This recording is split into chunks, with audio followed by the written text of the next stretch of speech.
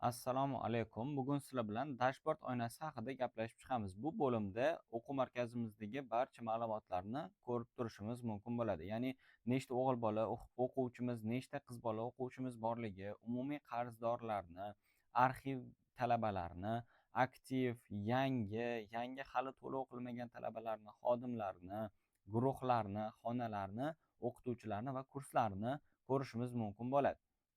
Undan tashqari chap bo'limda bizada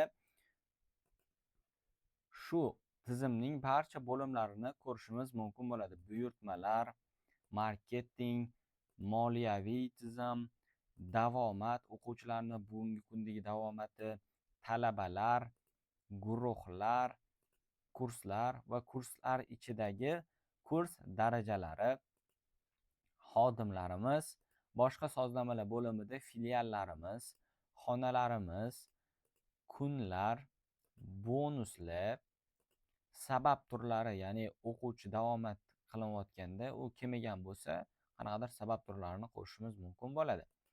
Rollar, masalan, hozir default holat, ya'ni boshlang'ich holatda moderator, o'quv markazi va o'qituvchi rollari mavjud ekan. Tranzaksiya turlari, bu yerda kirim va chiqim uchun tranzaksiya turlarini qo'shishimiz mumkin bo'ladi. Sozlamalar bo'limida o'zimizni profilimiz, parol o'zgartiradigan joyimiz va bu yerda tizim o'zgartiradigan joylarimiz bor. Shu bo'limlarni birma-bir keyingi darslarimizda ko'rib chiqamiz. Keyingi darslarda ko'rishguncha xayr.